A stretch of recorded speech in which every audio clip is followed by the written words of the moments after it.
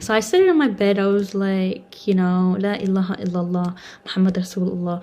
And I said it and I'm like, am I Muslim now? Like, I feel the same. So technically I was Muslim since 2017, but I still at that point wasn't like fully like immersed in Islam.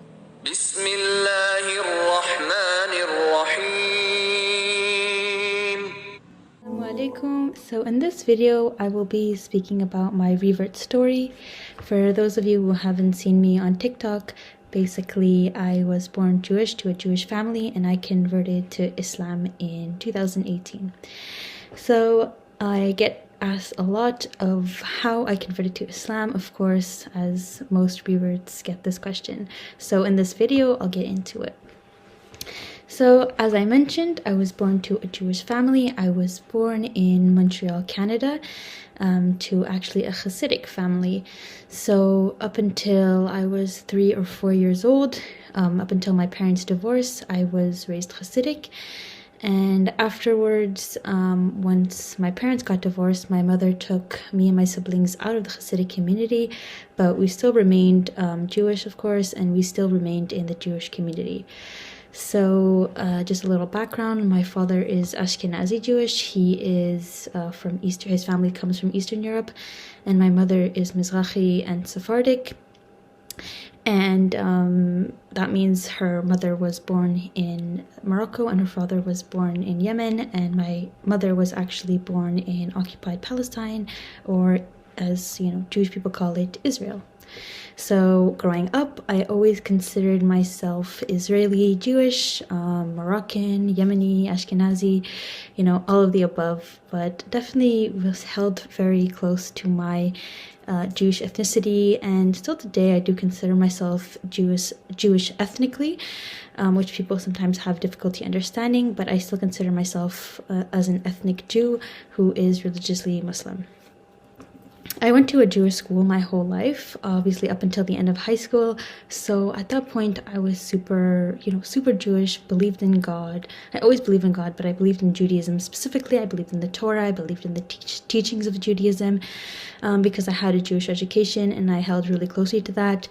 Since I went to Jewish school, I was also actually a staunch Zionist. I was super pro-Israel, and yeah, I held really closely to my religion and to, I guess, what I thought was my nationality, being Israeli. So my whole high school and elementary, I considered myself Jewish, and I practiced Judaism pretty religiously. My family, although they left the Hasidic community, we still remained like modern Orthodox or conservative, so we still dressed modestly, and we kept Shabbat, we kept all the holidays, we kept fully kosher, and I mean, we still do keep fully kosher in my family's home. So yeah, it was only until I graduated high school, once I left, the Jewish community, that I started meeting, non-Jewish people. And it all started basically when people would start asking me questions about Judaism, and I would answer them, and sometimes I'd be met with challenges. They would challenge me, but this. For example, I had a woman ask me about Shabbat, and I explained to her because the Torah says that we must cease work on the seventh day, because God created the world in 6 days, and the seventh day He rested. And she was like, yeah, but how come you can't use your phone? You can't do this, you can't do that. There are a lot of rules. And it started putting a lot of doubt in me, and I remember that question specifically from that woman. I still remember who asked me that. Her name was Mary, and I worked with her at a grocery store. And anyways, I still remember that, and it really like stuck with me. And at that point, soon after, I started realizing that a lot of things that Jewish people were doing didn't make sense to me. And I was like, So I started distancing myself away from Judaism. For example, I started sneaking my phone on Shabbat, so I wasn't keeping Shabbat fully like my family was. So I'd be in my bed under my covers because I shared a room with my sister, and I'd be on my phone. So it kind of started like that, and I started having a bit of doubt in my heart about what I was practicing, and then I basically started distancing myself from God. So I lived like that for a few months But then at one point I was like, I feel like alienated from God. I feel like I need to become closer to God. I feel like I need to mend my relationship with God, because I was starting to feel, empty without God's presence in my life. So before going to school every day on the bus, I took a little Tehillim, which is a book of Psalms, which was written by the King David. And I started reading that, and I was like, you know what, hopefully that's going to, ignite my, my passion, my, like, in Arabic we say my iman, my faith. So I started reading that, and like, it was really nice. It was a nice book. And I remember one thing in particular that I remember that kept reoccurring was how King David mentioned that, he was prostrating in prayer to God. We prostrate in prayer to you, God. And it was mentioned over and over and over and over again. And that got me curious. So I was like, why don't Jews prostrate during prayer? So I Googled it. I went to Chabad.org, blah, blah, blah. I did a lot of research, spoke to rabbis, but like, it still did not like satisfy me. All the responses I was getting were not satisfactory to me.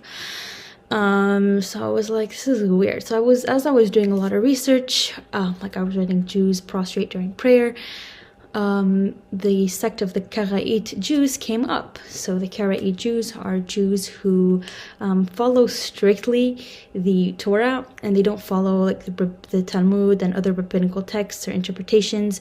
And it was at that point that I realized that like Judaism, like standard modern Judaism that people practice today, is called Rabbinic Judaism, because it is inspired, not inspired, but a lot of the rules and a lot of the holidays and the regulations that Jews practice today are from rabbis, from rabbinical interpretations, sages basically from the past. And it was at that point that I was like, that's strange. Like, but it also explained my questions. Like, why did we do this on Passover? Why did we do this on Hanukkah? Why did we do this on Rosh Hashanah? And it answered a lot of my questions. I was like, it makes sense, because they're following the interpretations of rabbis, and they're not following, like strictly, they're following the word of the Torah, but these specifications, even like the Shabbat, restrictions, don't come specifically, all of them, from Torah. So I was like, you know what, maybe I should look into Karaite Judaism, because it made sense to me. They were following strictly the Torah. At that same time, I didn't really have any Muslim friends. I had one Muslim friend, but she wasn't, we never spoke about religion. But I knew some like Muslim people online that I would sometimes speak to. And one time I had like a whole conversation with, like, it wasn't a friend, it was like a Muslim online friend that I never met. Actually, I never really met in real life. But anyways, we had a discussion, and we were sending each other videos about like, religion. And I saw this one video about like, debates between Muslims and Jews. And I started realizing at that point that Islam and Judaism are so similar. It was also at that point that I realized that Jews and Muslims believe in the same God, and also Christians, but that's not really relevant to this story. But up till now, to this point, I basically thought that, Muslims worshipped a different God. They worshipped Allah, which is a different God. I realized that Allah is actually just the name for God in Arabic, just like, Dieu is Arabic and French. So I was like, okay, they believe in the Torah, they believe in the Gospels, they believe in all of the Jewish prophets that, Jews believe in. And the only thing that they believe in more is the Prophet Jesus and the Prophet Muhammad as the seal of the prophets, and the Quran as the word of God. So basically that's the only addition that it has to over Judaism. And I also, while I was Jewish, was like, oh yeah, Muslims stole our texts, they're just reusing, they're like copying our texts. That's really what I believed. And I realized that it wasn't copying Jewish texts, it was literally the same God. So God was continuing his message, it's the same message, and it just has, I guess, some like new information, some new tweaks. And I like explained it to myself as like, it's like an update. People don't like when I use that term, but in my head I was like, it's like an update to Judaism. So at that point I was like, okay, it's not a whole different thing. And I decided to actually start looking to Islam. And also when I was thinking about, when I was reading the Tehillim, and I realized that, he was saying, well, we prostrate in prayer to God, I did actually think of Muslims. So I was like, okay, that makes sense why Muslims pray to God. pray to God, in like the way they do, with like prostration, because that's what God wanted. That's what God says. And that's how Jews were praying up until a certain point, until the rabbis came along and said, we don't pray this way anymore. And I also remember, how like Muslims pray without their shoes on, and I was like, that makes sense, because a mosque is a holy ground. When you pray when you speak to God, you're speaking to someone so holy, so you have to respect them and take off your shoes. And I thought of, the time when Moses spoke to God and in the burning fire, the Snebo el Ba'esh. I'm not sure exactly what it's called in English, but it's like the fire, and God said, please take off your shoes to speak to me, to address me. And this was holy ground, so he had to take off his shoes.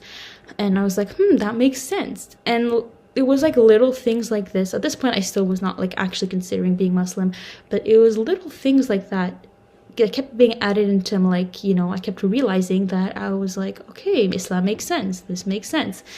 Until one point I was like, you know what, I'll read the Quran. And I started reading the Quran, and the Quran made sense. And I was like, like, there's nothing wrong with it. It's perfect. But at that point, I still wasn't like fully, convinced like I'm going to change my religion, because I felt like the thing that was holding me back most was, honestly, I felt like I'd be abandoning all of my cultures, all of my traditions. Everything that I once believed in would be like completely gone, just because, like, I'm changing my religion, and my religion was a fundamental part of me, of who I was. And I had a really hard time, drifting, like separating myself from that, accepting Islam. But at some point I realized that actually accepting Islam and being Muslim and practicing Islam would actually make me a better Jew. And I wasn't separating myself from Judaism. It was the same God. I was still being, it was still the same religion as the God of Judaism. So I came to realize that at some point. And it was just over time, like I said, many little things that I learned about Islam that made sense to me, even the modesty and, how the modesty of, like, how Muslims dress, it made sense to me. And I'm like, my whole life, modesty made sense to me because I was raised Jewish, and it just all made sense to me. And I can't exactly remember what was the last drop that made me Muslim, but I do remember when I decided basically to become Muslim. It was Ramadan, it was 2017, and I was like, I'm gonna do Ramadan just want to see what it's like, so I was like, I'll do it. And as a Jew, I had fasted for like Yom Kippur, so it was like 25 hours for Yom Kippur, so I'm like, yeah, I can do this. And I was able to do this, and I was like, what, I want to fully immerse myself in it, so I'm gonna like pray too. So subhanallah, I actually learned to pray like really quickly. And I remember that I think it's in the Quran, or it says that God made this language easy for you to understand. And I was like, subhanallah, I was able to learn to pray so quick, and I never had even spoken Arabic. All I knew was like shukran and salam, like, honestly. So I started praying, and I remember one time I was in bed, I was like, okay, how do you become Muslim? And it said, you just need to repeat this word. It was the shahada, the sentence. So I sat in my bed, I was like, La ilaha illallah, Muhammad Rasulullah. And I said it, and I'm like, am I Muslim now? Like, I feel the same. So technically, I was Muslim since 2017, but I still at that point wasn't like fully like immersed in Islam. Like, my heart wasn't fully there, so I don't necessarily consider myself fully Muslim at that point. And I still had some things to work on, abstain from certain things that Muslim must abstain from. But yeah, I was still starting to, think about Islam. I went to some Jum'ah prayers. And then it wasn't until later, it was in January, I met this girl online, and actually it was funny. I was like posting a lot of stuff about Israel, like a lot of pro-Israel stuff, and she like was sent over by one of her other friends who like sent her over to talk to me and be like, why are you like supporting this, that? And anyways, we started talking, and then I told her, like, we started hanging out too. And then at one point, I told her, I'm like, what, I want to just convert to Islam. Like, I want to do it. I want to fully do it. So it was in January 26, 2018 that I actually converted to Islam. I took my shahada, and that's when I consider myself fully Muslim. And yeah, that was pretty much it, how I went from being Jewish to being Muslim.